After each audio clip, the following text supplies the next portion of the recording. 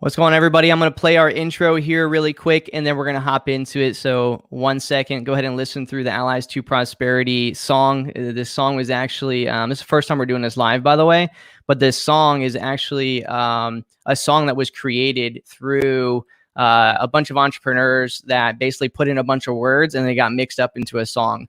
So I'm pretty excited about it. It's in the intro and outro of the non-live typical version of Allies to Prosperity. So we're going to play it throughout the beginning here. And then I'll intro our probably most known, I would say, it's hard because Trevor, Steve Trang, David. I mean, we all like the really big heavy hitters in real estate right now that we've had the last few times. So really excited to intro David. We'll talk about him here in a second, but let's get through this song first. Am I good enough? Am I good enough? My family needs this. What if I fail? What if I can't? What if I make the wrong? How is this not easier? I make the wrong decision. Why can't it be like it is in my head? I need to keep moving forward. Am I good enough? Am I smart enough? I wish I was a better teacher. Should I just stick to my day job? Am I just wasting my time? Am I good enough? Can I do this? I don't want to fuck it up if I can't do it. What if I go broke doing this? What if I fail? Am I good enough? You made it by yourself this far, but you ain't gotta shine alone anymore. Cause when you find your place in the stars, the universe opens the door. Shout out to my allies, you know we gon' prosper. Demons bidding on our hearts, we turn down the offer. You know I just want success, yeah, that be my water. Yeah, do it for the team, do it for my daughter. Try to tell me I can't do it, got me going harder. Got a couple partners, now I'm working smarter. Always keep good company, I'm a kickstarter. Ain't no finish lines here, yeah, we went farther. Entrepreneur for life, I'll be a boss of the deck, getting these checks, finally doing the right. Me and my crew on the five, yeah, we the best. See that we losing the night, we get it back when it's time. We never rest, that's for the billionaires. Best believe when we get there, we gonna flex. And I know you've been fighting wars all alone, solo. Bet you thought the battle was over, oh no.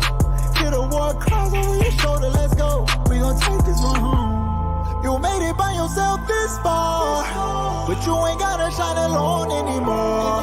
Cause when you find your place in the stars, the universe opens the door. You made it by yourself this far, but you ain't gotta shine alone anymore. Cause when you find your place in the stars, the universe opens the door. Numbers don't lie, it's the world against you and I. If we just fight, we don't die, we just multiply. We don't see defeat, we won't be on no losing side. We just gon' keep surfing 10 toes into the tide. And I know you've been fighting wars all alone, solo. Bet you thought the battle was over, oh no. Get a war cries over your shoulder, let's go. We gon' take this one home. You made it by yourself this far, but you ain't gotta shine alone anymore. Cause when you find your place in the stars, the universe opens the door. You made it by yourself this far, but you ain't gotta shine alone anymore. All right. So I went ahead, I just ended it because I feel like it's too long. So we might not keep it that, but we're going to go ahead and just get rocking and rolling. It's like maybe 20 seconds left, but I started feeling like maybe it's too long. So we're just going to go ahead and end that out. Guys, I'm really, really excited for bring on David Lecko here in a second. David has a really, really interesting story. Have the honor of being a mastermind with him on the software side. And in general, I've been at quite a few events with him, spoke with him, behind the booths there, and his story outside of like the general, what everybody sees is so much more in depth. So I'm really excited to kind of dig into David's mind a little bit on what prosperity is, why he even created Deal Machine, why he even wanted to invest in real estate. He's a software guy by trade. I want to say front end. I don't actually know, but we'll dig into all that when we get to it. So we go ahead and bring him on really quick here. Boom. Hey got guys. it. David, man. What's up, man?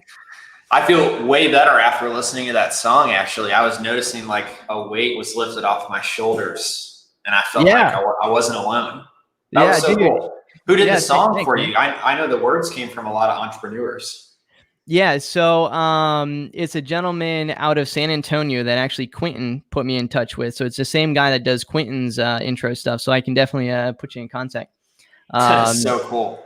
Yeah, I love it. It was it was like 1,000 words total across like my YouTube channel and everything else. So we kind of combined together you know, and a couple of my own too, like the do it for my daughter. That's actually that's one of the things I wanted to add into it. But yeah, I appreciate the fact that you enjoy it, man. So,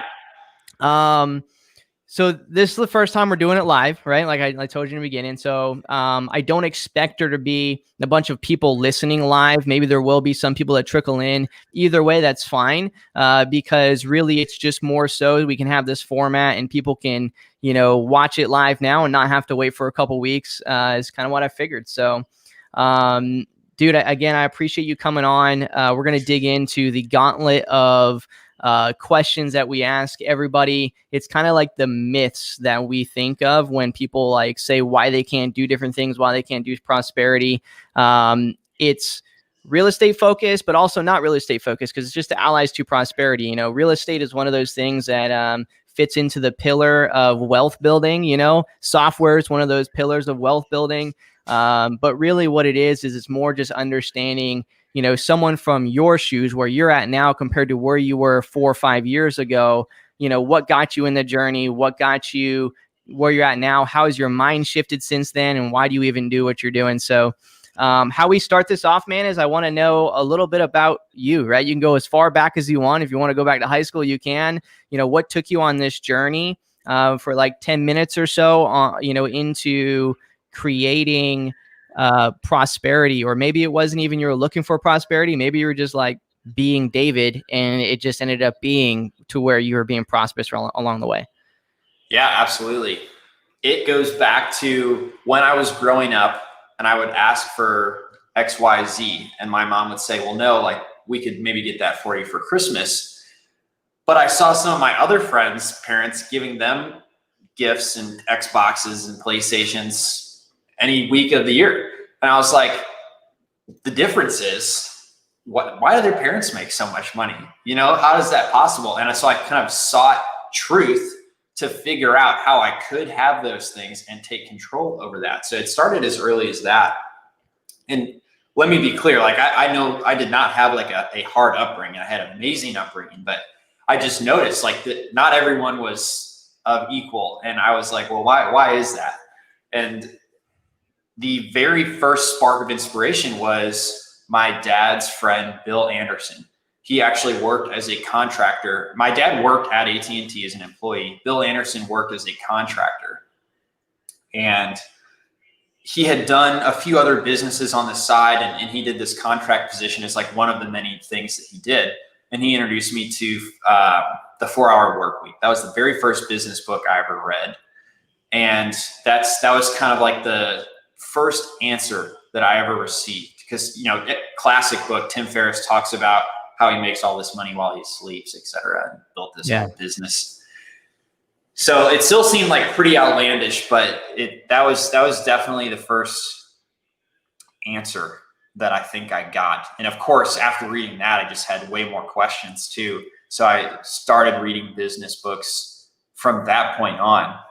And I don't know that I've read too many books that weren't business focused since. I've always just been curious to find more answers to my questions. And let me pause there. Like, is that a standard answer that you get? Like what? No, that's totally kind of pretty different, you know. But generally some people have some form of like inspiration or influence that they've experienced, right? Sometimes it's their dad, sometimes it's someone they knew or just ran across. A lot of times it's some form of book that was given to them. So it's really funny that you're the first one to ever mention Tim Ferriss, both, you know, in the podcast, but also offline when I'm talking to people. You don't really hear too many people. A lot of times people, you know, jump into not the 4-Hour Workweek or any of the Tim Ferriss kind of genre, but, you know, Robert Kiyosaki or some other really kind of typical book. What I find very interesting about the Tim Ferriss model is because that was the very first book I actually read. The very first real estate book was the 4-Hour Work. Well, not real estate book, but business book was 4-Hour Workweek besides college. And I literally follow that to the T, even with, you know, users and everything. If they like literally are a pain in my butt, I literally say, I'm canceling your account. Good luck. Because I know that's not like probably the traditional way, but I strongly believe in like that model so much so. But yeah, man, what happened after that? After you ran into him, and you kind of had read the book, like what kind of went through, that journey? You ended up going to college and stuff too, right? Totally. Yeah. I went to college. I studied electrical and computer engineering. I continued to be like inspired by business, and I was very, very interested in working at AT&T. I did 3 internships there. Oh, wow. And I was the first employee to like submit this idea. It was like crowdsource. They were trying this new thing called the innovation pipeline. So all their like 250,000 employees could submit ideas about like what to do to increase AT&T's business value. And so I submitted this idea as an intern, literally because I had nothing else to do. But the rest of the company was like busy doing their jobs. But like I heard about this thing, so I was like, all right, I'm going to do this.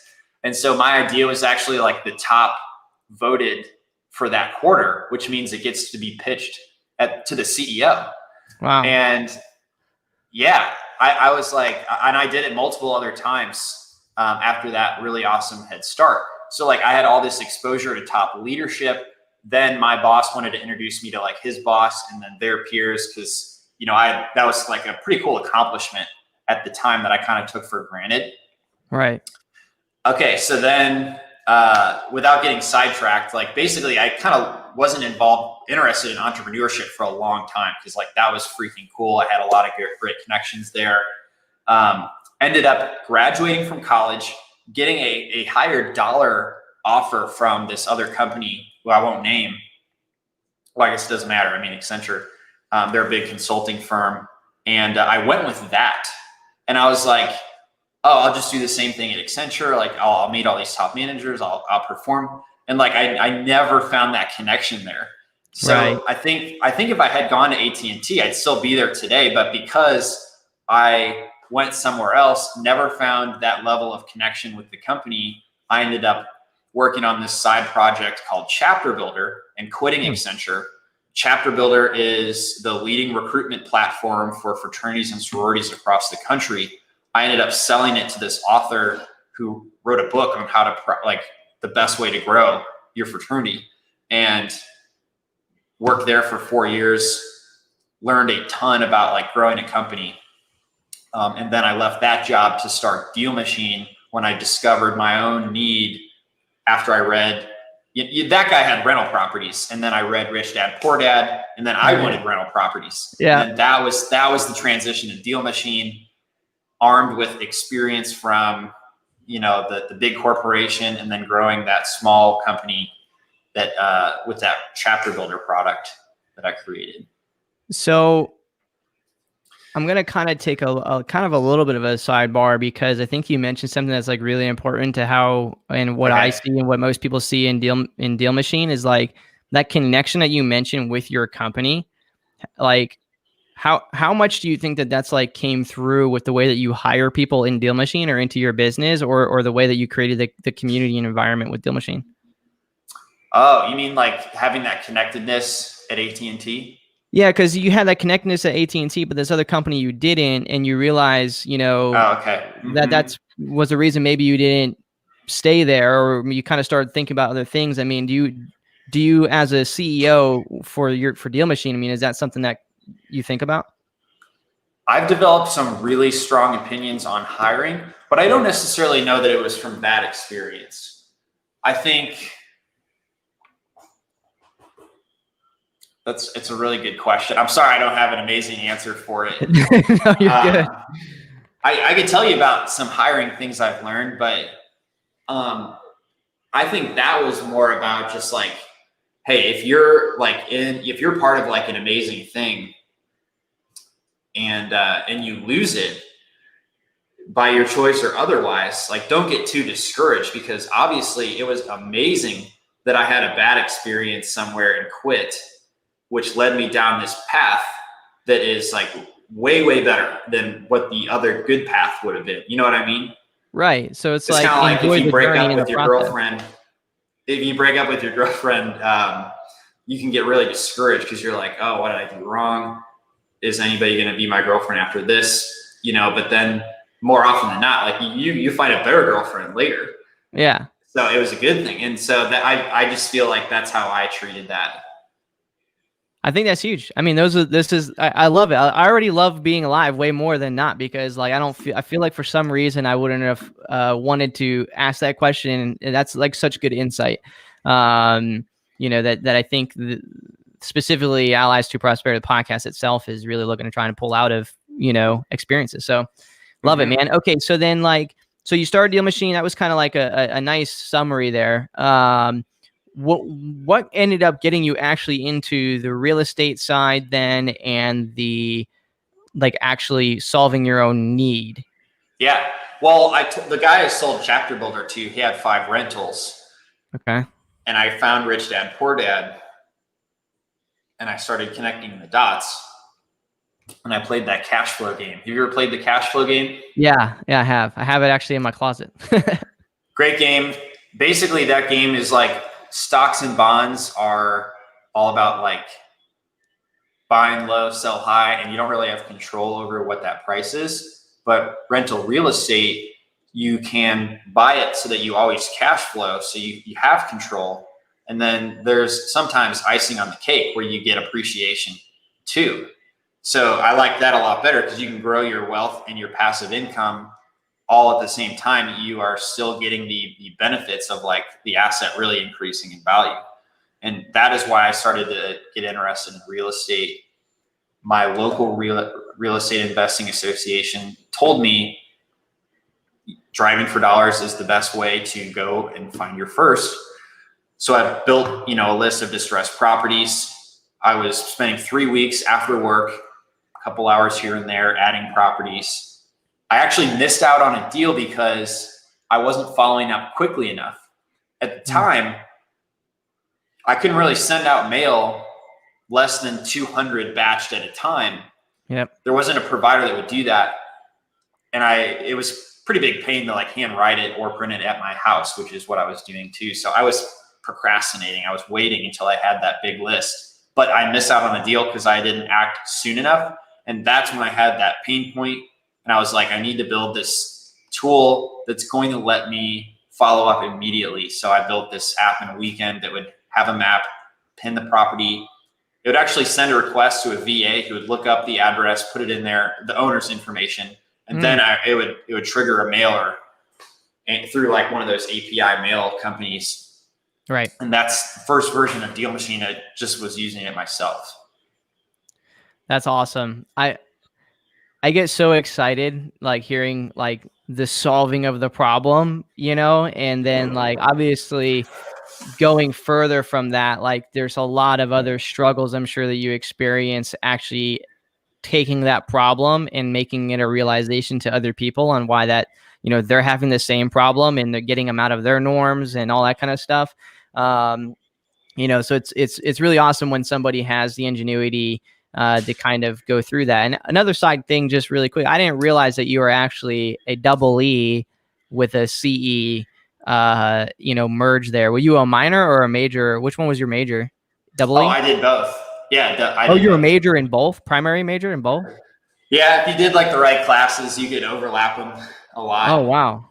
And okay. It was like a semester of extra classes that I squeezed in.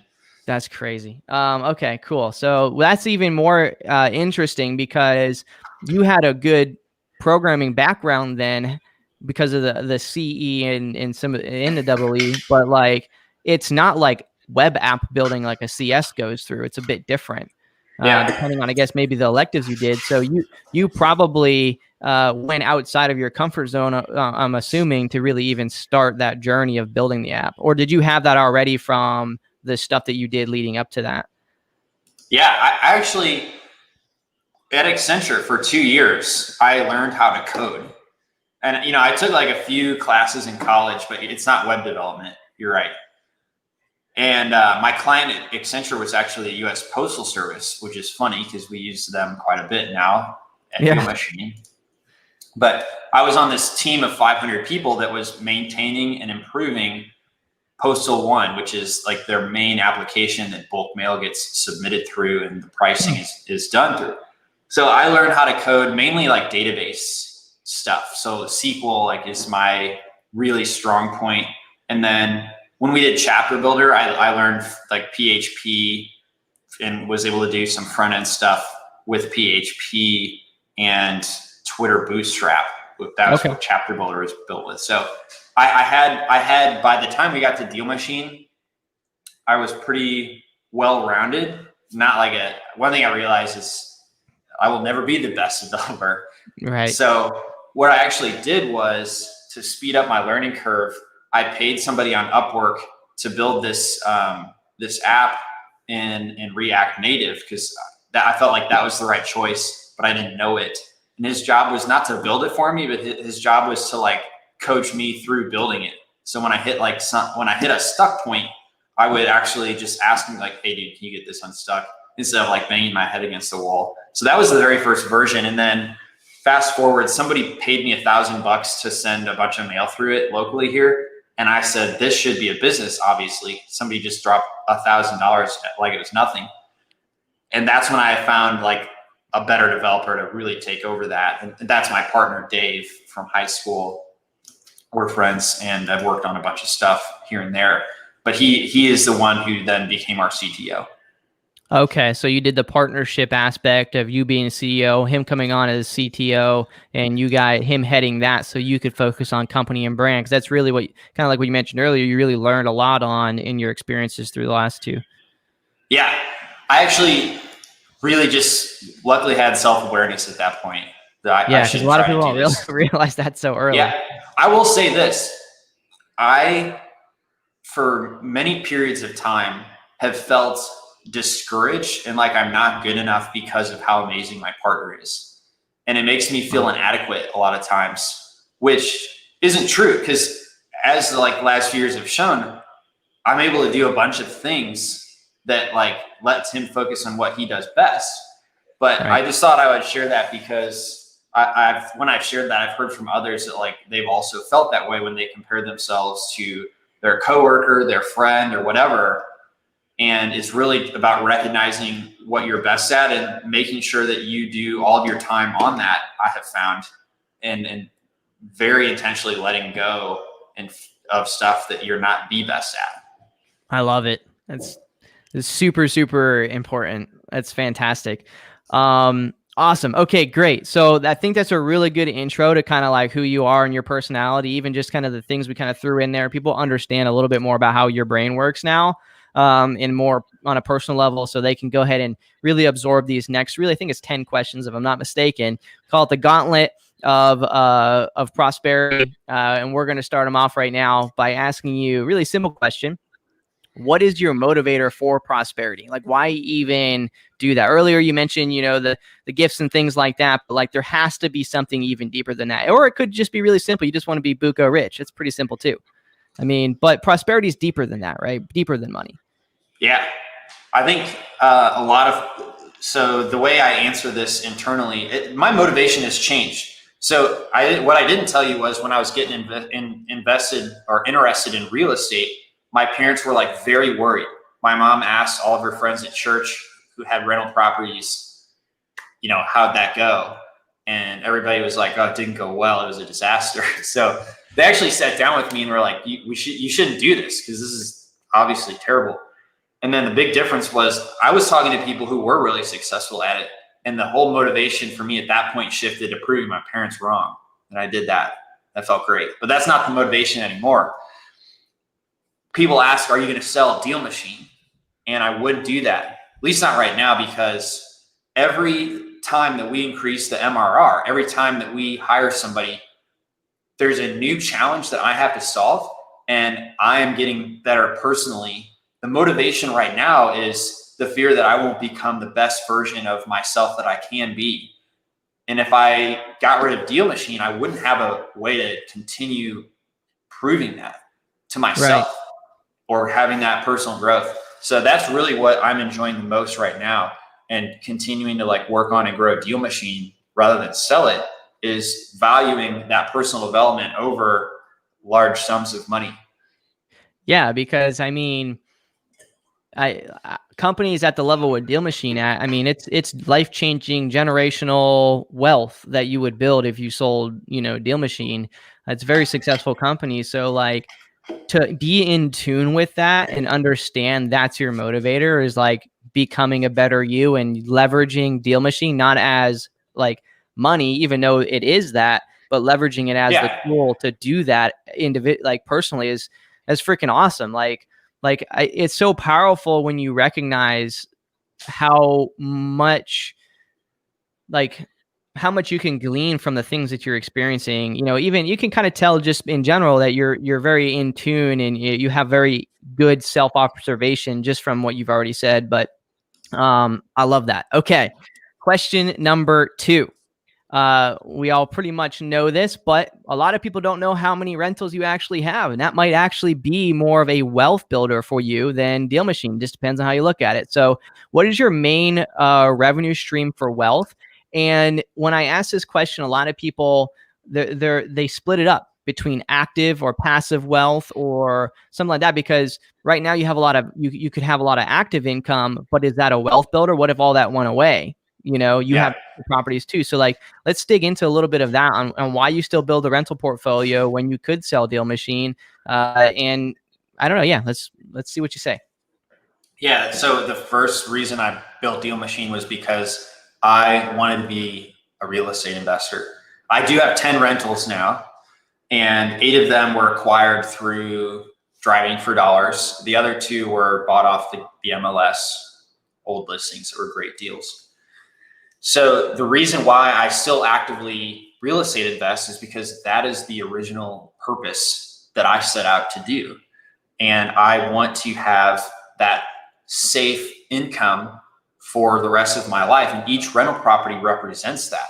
It would be extremely difficult for something terrible to happen to one of those rental properties that insurance wouldn't cover, compared to pretty much any other business model that is very, very secure for me. And it's something that I understand. I also really enjoy the ones where you do like the entire renovation. I love, first of all, you can do that and have a cash flowing rental property with zero money down at the end of the day if you get a good enough deal.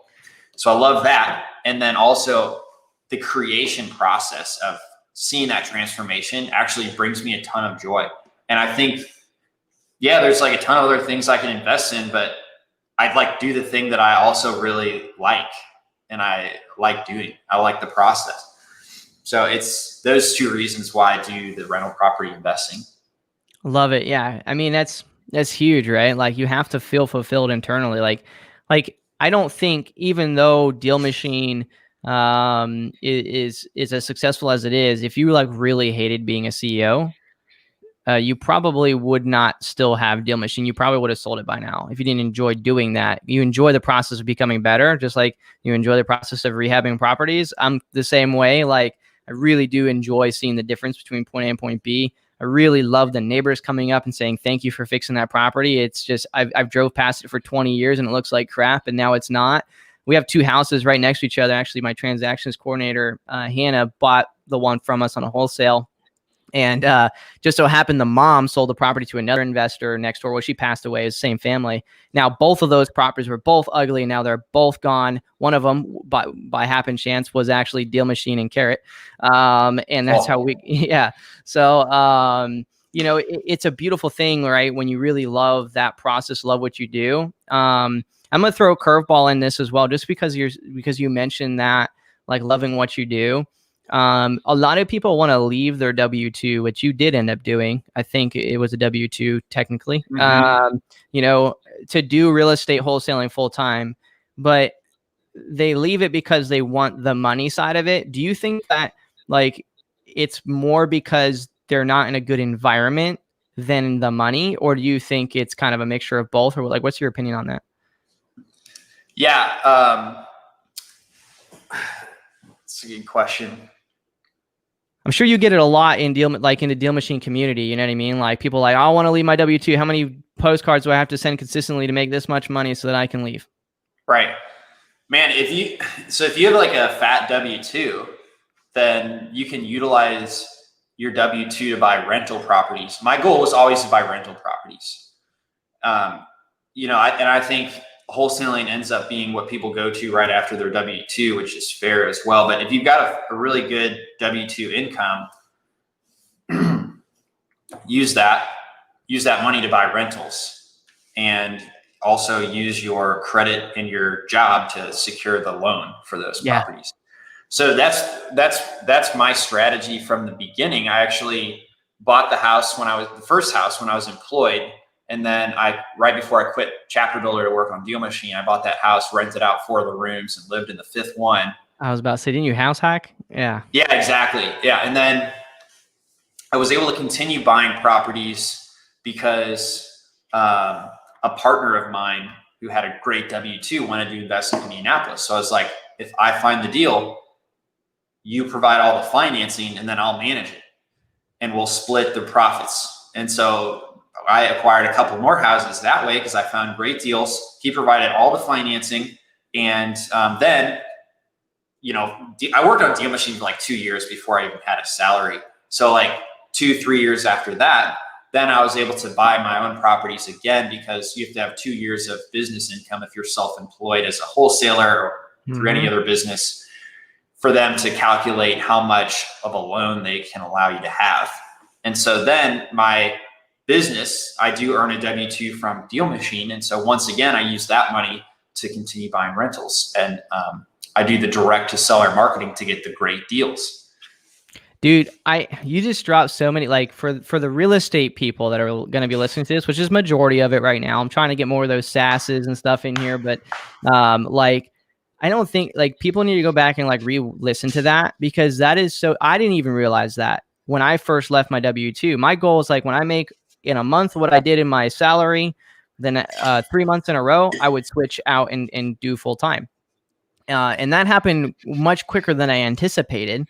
So I ended up pulling the trigger and doing my thing. And I had a really secure job. And then 3 months later, I applied to try and bring down one of my own properties, and I got denied. And I was like, why? Yeah. I mean, I literally make $100,000 a month. Most frustrating thing in the world. Yeah, literally, I have enough money in the bank to pay cash for this thing, and you're telling me I can't get a loan on it? It makes absolutely zero sense, but they won't break the regulations. So it's definitely a really huge thing to think about when you're thinking about prosperity. Always, for me, it's like, what is really the 5-year plan? Can you suffer for 5 years to set yourself up for being 15 years ahead, or can't you? If you really don't like your W-2 that bad, then maybe don't. But if you do, and you can maybe switch to another position you might like, then do that. But love it. Okay. Let's see. Question number 3. What does your routine look like? This is specifically talking about your morning routine and your evening routine. Nothing in the middle as a CEO at Deal Machine, right? It's just really kind of what gets you up and what gets you to sleep. Yeah. So I actually work out every day at 7:30. So my alarm goes off at 7. I just put on my shorts, get in the car, and head to the gym. Then I work out from 7:30 to 8. And then when I get home, I eat breakfast and take a shower, get coffee, and I am in my seat right here by 9 o'clock. So that's the morning routine. Are you working from home right now? Yeah, I'm at home. If it was at the office, I'd still be at the office. I'd be at the office by 9 o'clock. Okay. But I actually just structure my work, even though I own the business and I can set my own schedule. I'm very structured. 9 to 5 is my Deal Machine time. Okay. That's kind of what I was pulling out right there. So I love it. Okay. So how about the evening? What happens after 5 then? Yeah. I actually have a calendar invite that says stop working at 5. Oh. And, I get up from my seat there and I eat dinner there. But sometimes I do some stuff after 5. Like, for example, tomorrow we're having a webinar at 7. So I do still work after those hours, but really try to stop working. And I actually just am most structured with my meal times. So I eat at like 9, noon, 3, 5, and then 8 or 9 again, I have another meal. And if I miss one of those, it'll be very hard for me to get the calories in that I need. So I know that's not the problem for most people, right? Most people are trying to restrict the calories.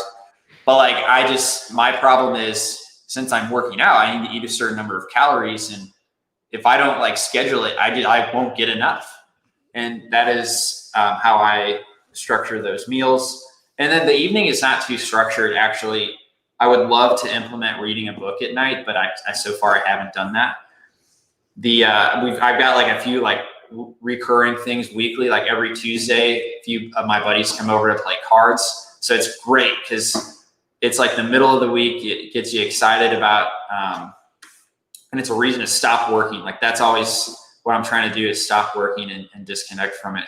But one thing that was really awesome was I did this race car weekend where you got a $500 car and you drove it for 14 hours on this road course. Yeah. And I'd never done that before, but it was like the first activity in a long time where I literally just could not even think about work because I'm focused on the car, the wind, the smells from the other cars, like that was amazing. I want to do that again. And I want to do more stuff like that where there's no room to think about work. There's no room to think about anything else.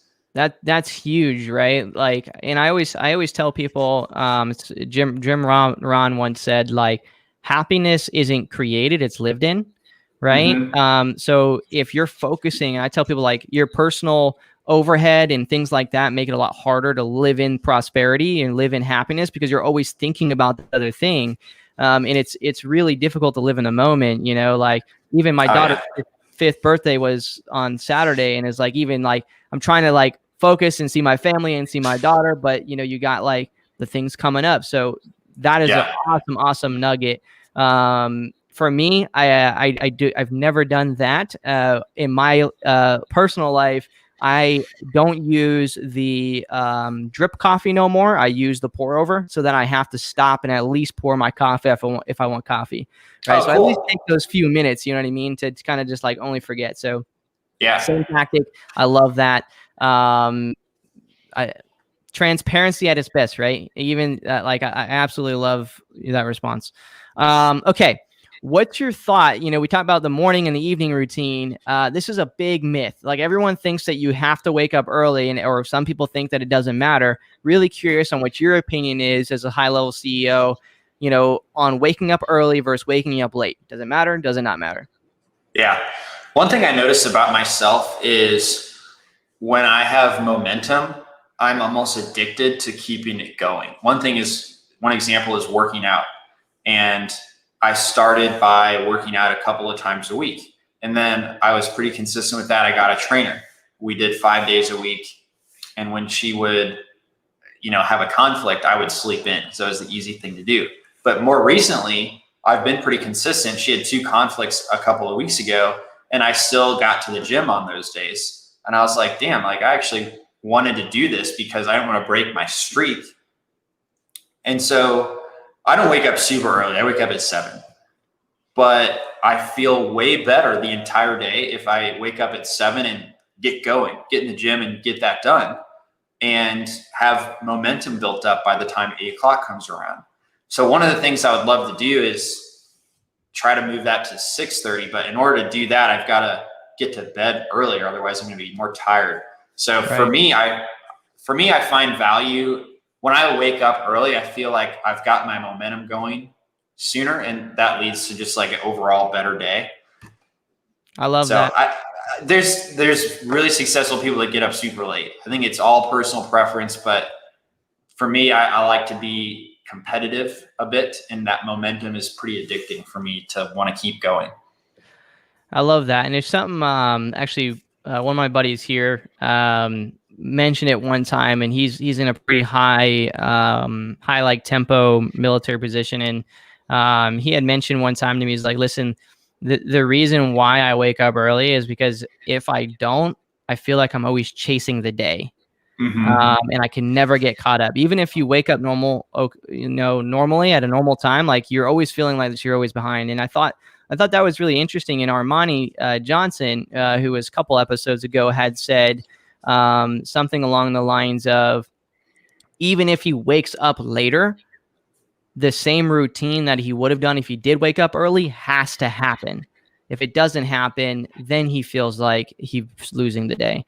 So I think that's really interesting when it comes to the competitiveness and the routine that you're mentioning. Seems like there's a lot of people that are in sync with that. Mm-hmm. Okay. How does someone like yourself stay current? You do rentals. You are the CEO of a pretty really successful software company. So obviously you have to do something, right? You don't just have all this. I don't know. I mean, maybe you are. Maybe you're like Rain Man. But Do you have, I mean, I know obviously you have a community, but do you have, I don't know, what is it? Do you mean on like news or current with skills? You're actually the second person to ask that, and I didn't fix it last time, so maybe that's not too clear. And actually, what was really interesting is someone answered all of them. Okay. Yeah. So, so I actually did watch both debates last month. When were the Republican and the Democratic debate? Yeah. So I actually, the way that I stay current is recognizing that like I'm biased. So like, let me get both sides here. Yeah. And so I've always been an independent, but I love learning both sides and not just like being in an echo chamber. So love staying current by making sure I'm like, yeah, whatever I'm listening to is probably biased. Probably shouldn't take it as face value. Let me go find another source. So I like that strategy of staying current with the news and what's going on. And then, skills wise, like I've got a few different mentors. We actually share a mentor, Dan Martell. Yep. So, but finding somebody that's like done what you want to do and being in a community of people that are aiming for the same goal, I think is an excellent way to stay current without it being a ton of work. I mean, to me, those groups are so fun, and I always take away a ton of valuable information. I love it. That's freaking awesome. I'm going to pause for a second just because we got a superstar actually next to you. I don't know if you know that they got a superstar right there. George, right? Oh yeah, my cat. George. There he is. I don't know, anyone that's watching on YouTube later, George is got his own Instagram and everything. He is potty trained and all. It's like, talk about prosperity. That cat's got like massive prosperity. He knows how to use a toilet and everything. That was, my COVID win. Like early on, we taught him how to use the toilet. It's the best thing ever because you never have to clean the litter box. I know. Like I was literally, I was bragging to my wife on how amazed I was. The whole process, like I followed the whole thing of George's experience on getting potty trained. I'm here trying to still teach my 5-year-old, and you taught a cat in like 2 months. So it was really impressive. Okay, awesome. So you stay current, masterminds. You probably read some books, podcasts, some stuff like that every now and again. Seems like you're working on trying to add that into your schedule, maybe. Yeah, more so. Absolutely. Yeah, and then other than that, it's really just whatever flows your way. But I really love the key point there, no matter whether it's politically or it's in business in general, like looking at both sides of the field, whether you're looking at one product versus the other product, because a lot of, I mean, you experience it all the time, I'm sure, like you get, what's the difference between Deal Machine and this product, or what's the difference between, Deal Machine and this other product, or maybe not even Deal Machine related, just random questions, because in the REI community, for some reason, any chat support that's a product in real estate becomes a support for other products. I don't know why that happens, but you become a chat support for everything. Always ask that question, both sides of the field, what makes sense here, what makes sense there, and then make a decision. Like it's really hard for me in things like that, because I'm so straightforward and like brutally honest in pretty much everything, that a lot of times for me, it's like, I always just say, step in the other fence for a while and see how it tastes. And then, come back. I play the hard to get game. Yeah.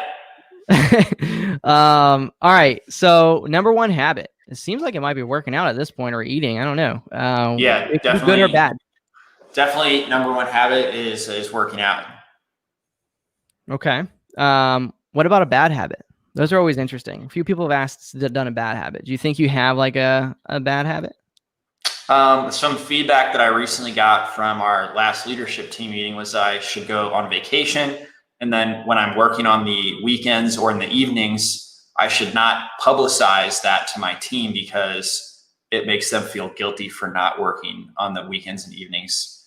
And we don't want that, because then their families will hate Deal Machine because we're taking all their time. So that was a bad habit, I think, was just working too much. And I accepted that feedback, and I booked a vacation that week. My girlfriend and I are going to Napa Valley in October. Love it, man.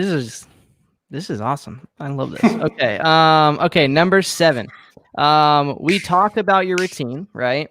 But what's like a typical day between the lines? So when you get to the office, like what happens when someone reaches, the level where Deal Machine is, or even your real estate portfolio? I mean, how do you manage everything throughout the day? As you have daily days that you schedule different things to do? Yes. Yeah. So Mondays are internal meetings. So if we have our monthly all hands meeting or our monthly leadership team meeting, that's always on a Monday. And if I have a one-on-one with my direct reports, that's every Monday. We just got them lined up. And any other internal meetings are to take place on Mondays. And then Tuesday is no meeting day. There's Elise. Hi, Elise. Hey, and Wednesday is external meetings. So if I have a meeting with a contractor or a vendor or an affiliate partner or a podcast like we're doing now, that's always on a Wednesday because it's an external meeting. And then Thursdays and Fridays are no meeting days as well. I typically will have a top priority, and right now, last week was to onboard some key hires that we brought on. But before that, it was all spending time recruiting. And so that's what I do on like Tuesdays, Thursdays, and Fridays, is whatever my top priority is. Like that is blocked time for me to make sure I focus and get that done. love it. I feel like a lot of people are like that are watching the replay on this, just like rewinded back and wrote down your exact schedule to think that's exactly what they need to do. Like it seems like that's what happens, right? We like try to mimic exactly what other people are doing, which isn't, I think that's a fantastic idea personally, because why try to create something different? It's good structure, if anything, but to help all those that might just be going and might have, because when you first started, I'm sure you didn't have the capability to just schedule off your days, because you were pretty much probably doing things as it needed done and just like fire hosing it the whole time. I mean, at what point did you really get structure in that? I've worked to implement meeting structure and the calendar cadence about 3 months ago. I love how you just said cadence. It's how I know you're a SaaS star, as Dan likes to call it, because that is the calendar cadence. Love it. Okay.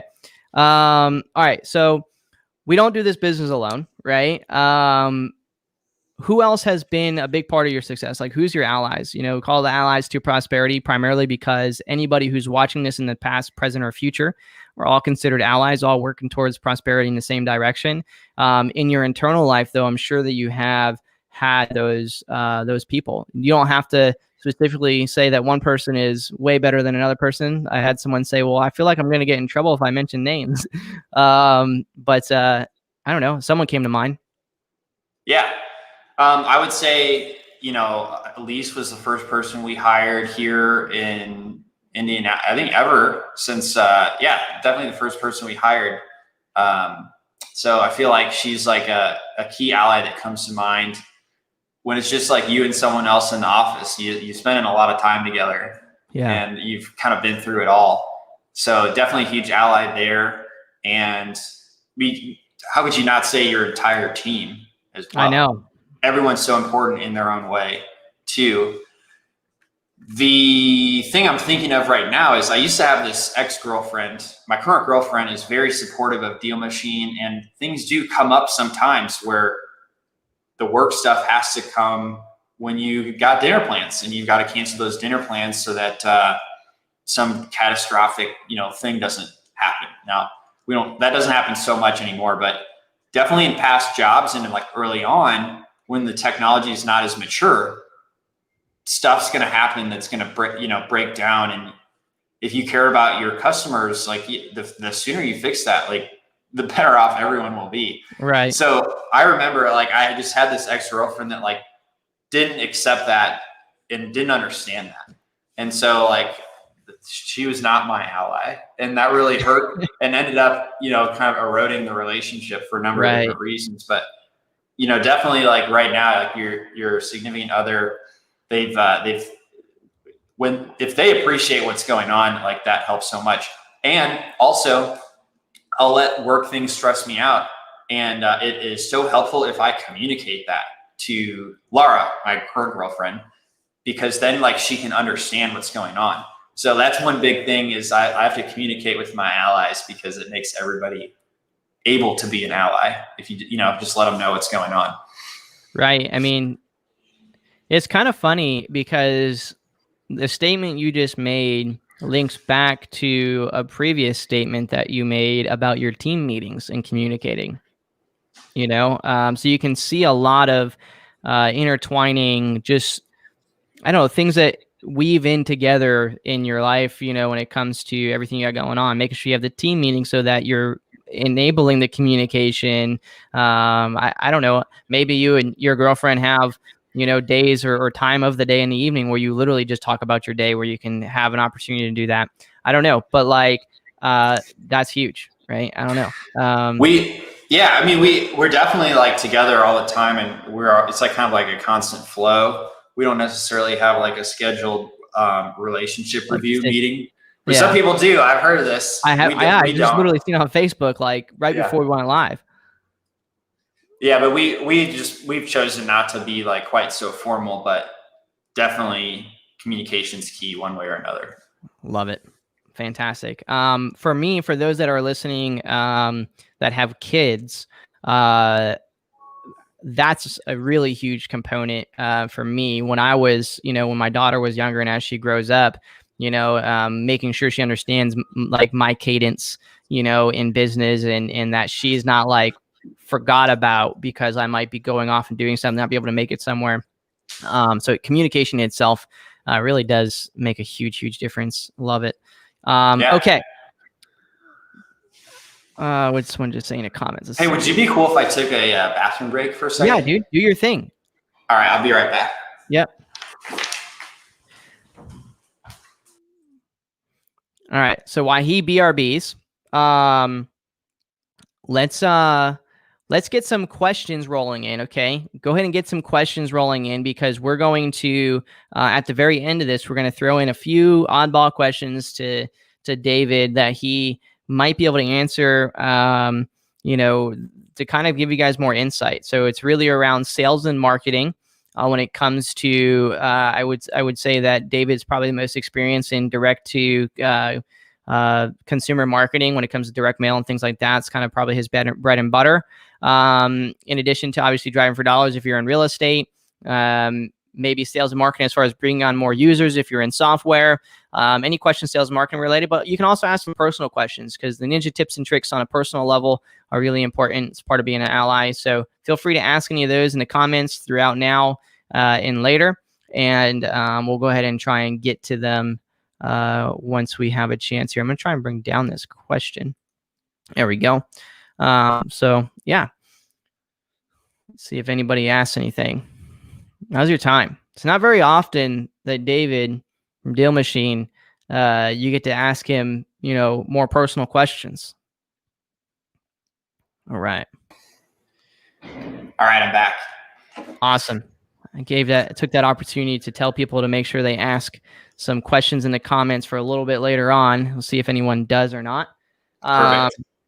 But okay, so we left off with, I believe, number 9. What have you found you need to avoid to keep focus? This morning I had this like crazy strong cup of coffee.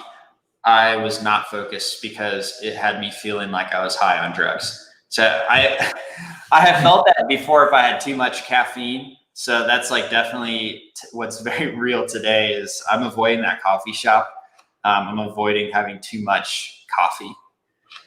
It's crazy that you say that, because I've experienced that once in my life, where I literally felt like someone just shot me up with something from way too much caffeine. I took like two 5-hour energies. I drank Americano, and like I literally felt like my heart was gonna beat out of my chest. It felt like the most insane thing ever. Really? So okay, not too much caffeine is not always the answer. So make sure you and that's actually I would imagine that just boils down to probably like your workout routine and the way that you're eating. All those things play a part in you maintaining focus from a mental aspect.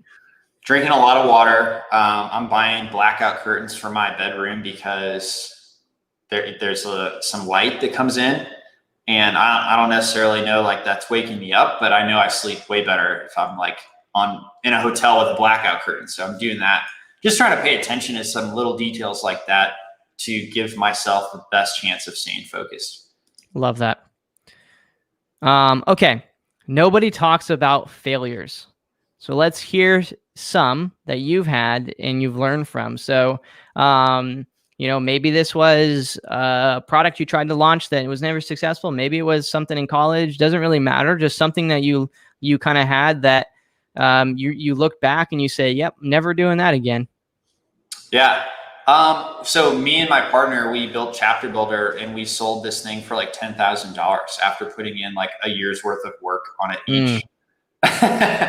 So like we wouldn't do that again, but I think that was worth it because like I learned a ton working for that company who bought it for 4 years. So maybe it was adequately priced, but like, that's like that's not like a valuation that you would receive from something built, and certainly wasn't even a good value on our time spent, but we did learn a lot from it. So maybe that is the right thing to do, especially at the beginning.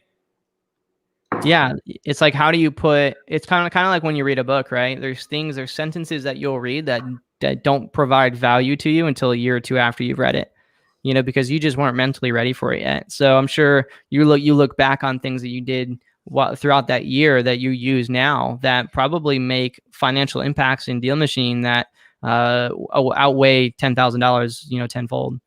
Yeah, it was a huge learning experience. So from that aspect, I'm very happy with it. That was just the first thing that came to mind.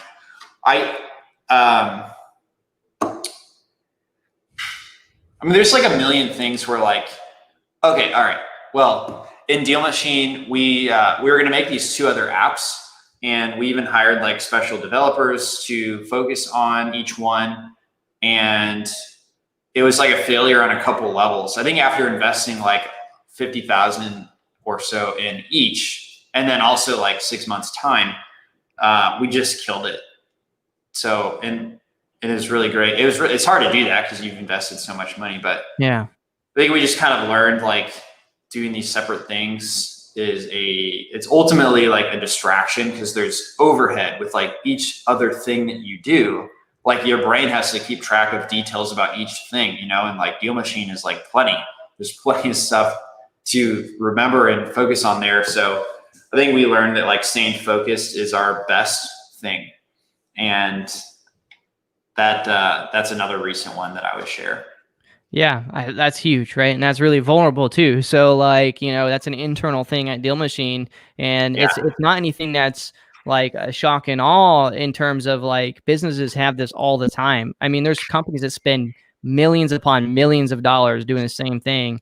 But the positive outlook is that you now have a good R&D write-off. So that's always nice. So maybe you'll be able to get some of that money back.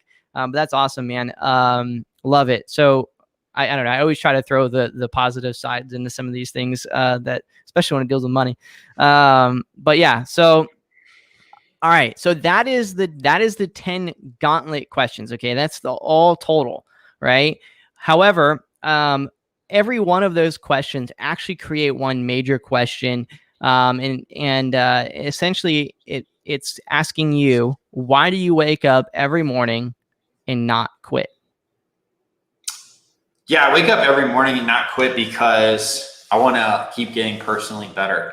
Same reason why I don't want to sell Deal Machine, anytime soon. I'm excited about like getting better. No matter how valuable your business is or how much money you have, the greatest asset that you have, that I believe, is yourself, because all of that could go away.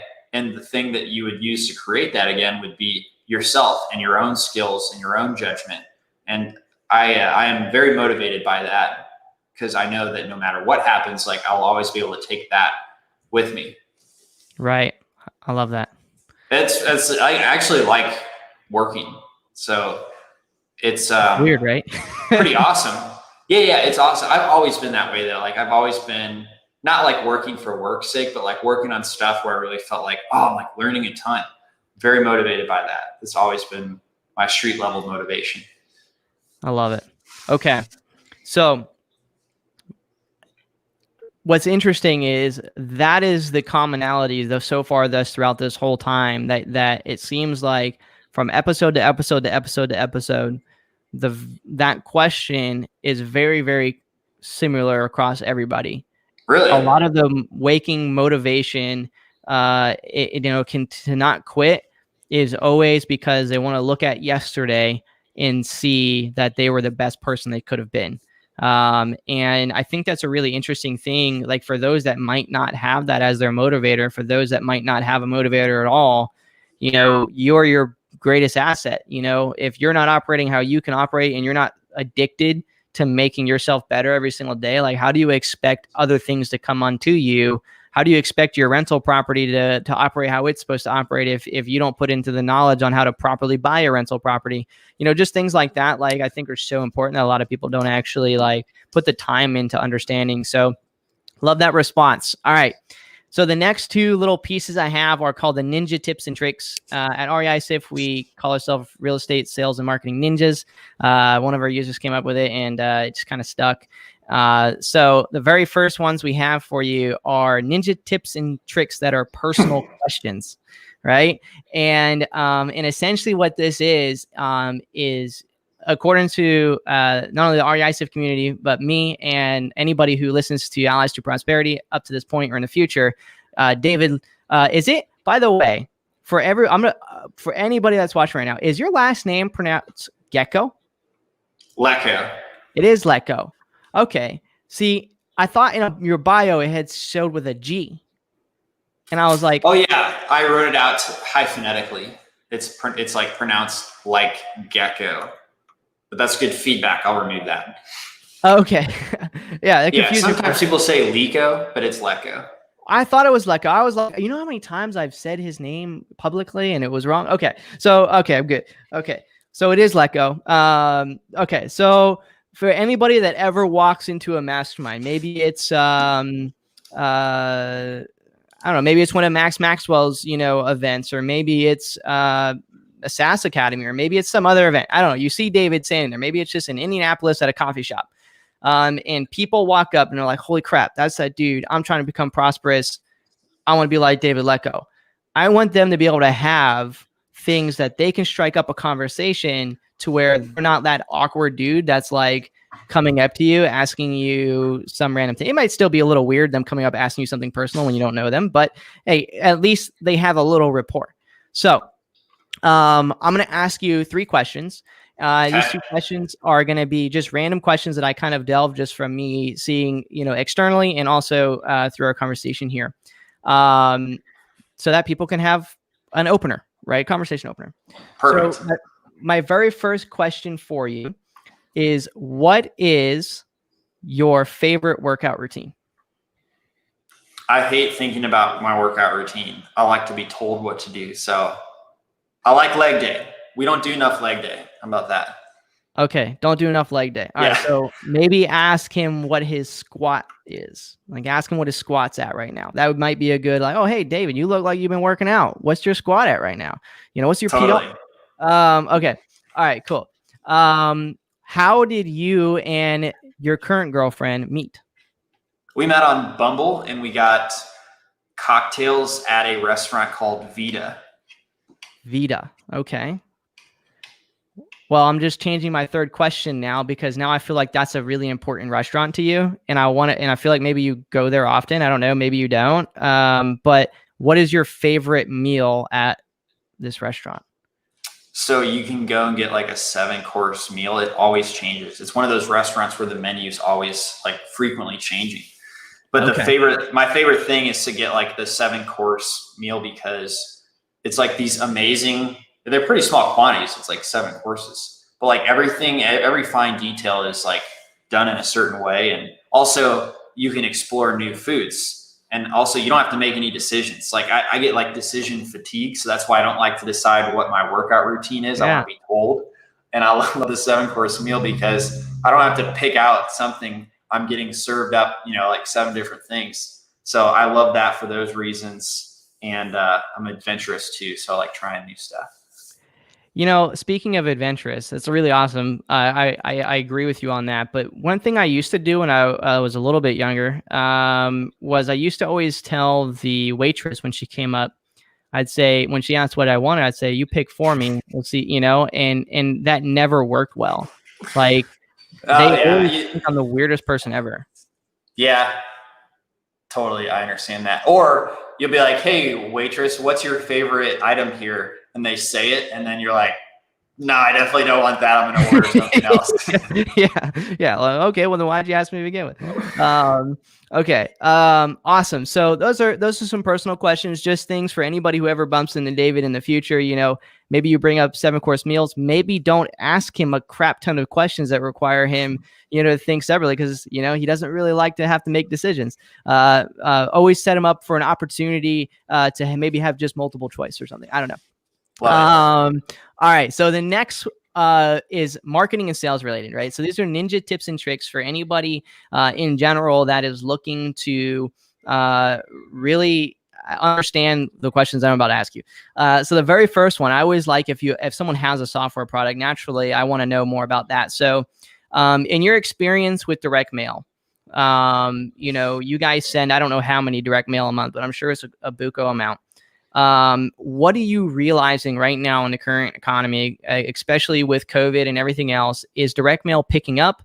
And how many postcards are people sending to get a lead coming in? Gotcha. Well, we always say at least 3. You need to send at least 3, but probably 7. I don't think that's changed. It's age old, right? You got to have 7 to 13 touch points to get a sale in any industry. And then I think what's working really well is unique postcard designs and not using the same thing everybody else is using. At Deal Machine, we've come out with a few new postcard designs recently. You can always change your colors, etc. I know I've seen Ryan Dossi with Ballpoint Marketing. They actually will write your mail with like a pen, a robot that holds a pen. So that's taking it up a level, and they just came out with a version of that it has like these really great like original cartoons that are all about buying your house. So they actually fulfill the ballpoint letters that you can send one-off through Deal Machine. Gotcha. And if you have a bulk order, recommend checking them out. I dig their vibe. I dig the fact that they are kind of like tripling down on like quality and originalness. I think that's a big winner. Yeah, I love that. Fantastic. What was their name again? Ballpoint Marketing. Ballpoint Marketing for bulk, but single one-off. If you just want to try and dig in, we call them go no goes. You want to get that person that's vacant on your D4D list, out of state homeowner. You really want to try and get them to respond. Do a one-off through your Deal Machine app. We got a comment here. Tommy Myers says he also just sent out those postcards. I just sent out Dossie's cartoon postcards. Well, fantastic. Is that how I pronounce it? Dossie's? Is that right? Yep. Okay. Awesome. What's up, Tommy? How you doing, man? And then also he said Ryan Dossi is a stud. Fantastic. All right. And we're going to get to some of those, some other questions that I think we'll get to as well. A couple more I wanted to ask you, though, is, you have obviously a lot of like postcards and stuff that you guys send. But when it comes to like D4D properties, do you find that it's important while you're sending postcards to also skip trace and then reach out and prospect to them via text message or the phone at the same time? Or what do you think is the proper cadence? I think you've got to my advice, and what I see people do is they'll try like everything and nothing will stick to the wall because they're trying everything and wasn't managed well. My advice is if you love talking on the phone and you value the lower costs of skip tracing and spending a lot of time cold calling, you should stick to that and you should do that. And then if you don't reach them, like send a mailer. But if you're like me and you prefer to spend your time just finding the properties and you don't find that you want to spend a lot of time cold calling, then I think you should focus on sending that mail And if the mail doesn't work, then skip tracing them and finding out more about that owner. And I think you just got to really know what your personality is like and decide to pick one strategy, truly master that before adding on like additional things. I love that. And that's kind of, I tell people all the time is like, you got to build, like too many people build this business around a structure that they feel as though is like, I know, industry standard, rather than building the business around the structure of which you want to be a business owner of, you know? Yeah. Well, if you look, there is a expert for every type of marketing strategy. So it's obvious, like you can do any strategy. Yeah. It's going to work. You just have to design it around what is going to work best for you. I love it. It's fantastic. Okay. So we talked about how many postcards you have to send, whether you should send postcards first, SMS at the same time, whatever. The last question that I have for you is, I know Deal Machine just came out with a free CRM, right? Like you upload data. How important do you think it is? Earlier on, you know, in the live here, you mentioned how you lost your first deal, you believe, from not following up enough. How important do you think it is to have that CRM and properly tagging and understanding everybody in that CRM to properly follow up? Well, if you don't have it, you're going to use a piece of paper, or you're going to use like a spreadsheet, or you're going to fret over which CRM should I buy. And just having something that's like really simple, easy to use, accessible anywhere. And then just getting property data for any property you could put in there immediately. I think just staying organized is going to prevent you from going crazy. Okay. Like trying 100%. to keep your spreadsheet or your paper up to date with, who needs a follow-up. So to me, it's not even about like letting things fall through the cracks. And that's what people always say. But to me, like I can't sleep at night because I'm like, I got to remember to do this thing. And the reason why I can't sleep, I just discovered from this book called Getting Things Done, The Art of Stress-Free Productivity or whatever. He's like, the reason why you can't sleep is because your brain is like desperately trying to make sure you don't forget that, because you know it's important.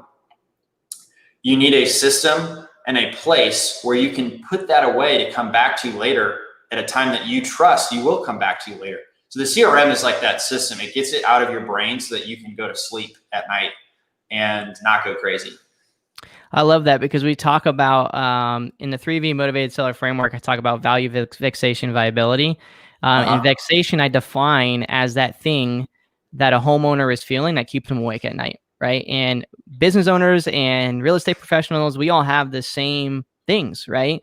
If you don't know what yours is, all you have to do is scroll through Facebook, and whatever text is on the ad from the guru that's targeting you is one of your vexations, most likely, right? Okay. Because that's what they're targeting.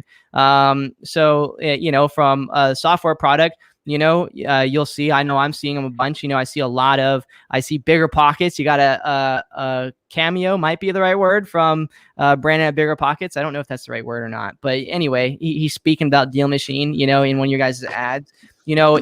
It is a absolute necessity to have a CRM to kind of offload your brain. Earlier, I talked about, living and happiness is in the moment. Well, if you're trying to think about like, where is everything at, it's really hard to think about how I'm going to make an offer on this property, so yeah, totally. I love that. Okay. So let's answer some of these questions. It's all the ninja tips and tricks questions I have for you. I'm going to go ahead and bring that down. We're going to answer some of these questions from, let's do Elise first. There's only a couple in here. So what is your favorite template to use on Deal Machine? I like the blocks. It's amazing. It's the best looking one. We just did come out with some new ones, Wave and Dot. I personally have not sent those new ones myself. I know a lot of people like those, but I am still using the blocks template on Deal Machine. Okay. I forget which one we're using. We're using whatever your original one is. It's the classic. We call it the classic, and I turned it green. I'm sending cool. Yeah, definitely change the color. Yeah. And add your profile picture. Yep, we got that. Okay. So, would you consider yourself a software guy, an investor, a visionary problem solver, or some combination, or something different? what's the most important identity for you? That's a really good question. Someone really smart must have asked that. I can't tell who you are, but I feel like you're a smart individual. Yeah. So I definitely stayed focused on being a real estate investor, and that's important to me. I was doing software projects before I ever knew anything about real estate. I don't consider myself a visionary. I feel like that is something other people could say about me and I'd be okay with, but I don't think I would ever introduce myself that way. It just feels like too much. I love solving problems. I went to school for that as an engineer. I love so me and my girlfriend are the same way. We both realize we get a lot of satisfaction from achieving something, whether that is making the bed or not getting up until you finished, all of your emails. I get a lot of satisfaction from achieving. So I'd probably say I'm a good problem solver. That's definitely part of my identity. Love that. Fantastic. Okay. Looks like that's it. Not very conversative people today, I guess. Okay. So at this point, in the standard non-live version, which I think we're going to continue to do a live here on out. I do really enjoy it being live. Oh, shoot, my mouse. So what we do is we open it up really to kind of allow you, from if there's things that you feel like is an issue in the industry when it comes to prosperity, when it comes to people making excuses for themselves, or whenever you ran across an obstacle, obviously you didn't tell yourself you can't, or you might have, but you overcame it somehow. What would you tell those people, that just aren't getting it or just struggling really hard to get to prosperity? I think the biggest thing I would say is don't give up too early. Don't give up too soon. For me, I worked for over a year and a half on Deal Machine before I ever received payment or could even pay myself. So I would say don't give up too early. Understand how much work it actually takes. I love that. You never know. What is the classic image? He's one pickaxe away from diamonds. It's 100% true. You really do never know what's across, the corner or even the next room you're going to step in. I think something, by the way, that you mentioned really early on, that is really huge. Kevin Hart said this when he was about to meet Jeff Bezos, to the colleague sitting to his right, or maybe it was his friend, but he said, why is he actually, no, it was his interview with Tony Robbins. He had asked him why he focuses so heavy on, becoming Kevin Hart and being one of the most successful comedian actors ever. And he said it's because he's really hungry for information. He doesn't accept the fact that he doesn't know. When Jeff Bezos was in the same room as him, everyone said not to go say hi to Jeff Bezos. He's like, when am I ever going to have the opportunity to ever ask Jeff Bezos, a question ever again that might be lurking in my mind? So be super hungry to get your questions answered. And, again, everything that David has said has one huge common theme in it. If you go back and watch back through it. If someone is not a software or techie type, what should that stop them from pursuing a solution to a problem that leverages tech? If you're really passionate about it, you can do it. But, if you don't have the experience, you probably want to find somebody on the founding team that does. Otherwise, you're just going to have the pain and suffrage of making more mistakes, or pay to get a coach. I would just say experience definitely helps. So if you're passionate about it, definitely go for it. Just find some help from somebody that is experienced. Love it. Yeah. We call those non-tech founders. So yeah, there's a ton of them out there that are very, very successful. So I agree with that statement. Eric asks, are there going to be any software integrations for exporting leads, i.e. one click from Deal Machine to REI SIF without Zapier? I don't know. We never talked about it, but maybe. We didn't. Seems like somebody wants it. Yeah, seems like somebody wants it. If there's one, there's more. Who knows? We'll see. Man, I want to value your time because I know we're coming up on the calendar end date here, or end time. So I'm gonna leave it with the resonation. I can't even say the word. I know the word I want to say, but I, for whatever reason, have no idea how for it to come out my mouth. So instead, I'm going to leave it to opening ending words for you, for really anybody. How do they find you? How do they find about more about Deal Machine? All that good stuff. Yeah. So dealmachine.com. My Instagram handle is DLECKO. Those are the two best spots. Can't wait to hear from you guys. I appreciate it, man. Thank you so much. I'm going to go ahead and put you in the green room. I think it's called for just a second. If you want to hang in there for just a minute, I appreciate it. All right. Thank you. All right. So that is it. Thank you guys so much. Like I said, it's the very first live. This will be available inside of iTunes, Spotify, and everything else, YouTube here, probably week after next, because next week, Chris Ronzio, I think is how I pronounce his name. I keep forgetting how to properly say it. From Trainual drops next Friday. Steve Trang just dropped today. So be sure to go check out and subscribe and leave reviews for Allies to Prosperity on iTunes and Spotify and all that good stuff. Be sure to check out David, reach out to him. Check out Deal Machine if you're not a Deal Machine user. If you're not in real estate and you're not in software, you're not in any of this, and you're just looking you're just here because you're trying to figure more about prosperity. Driving for dollars and starting to try and pick up deals in real estate, wholesaling, all those things. There's a really good, segue and entry into, the wealth building component of prosperity. So definitely feel free to check it out. Thanks again, everybody. I'm going to end the broadcast. I appreciate each and every one of you. Be safe out there. And always remember, you can always reach prosperity, whatever prosperity means to you, as long as you keep pressing forward.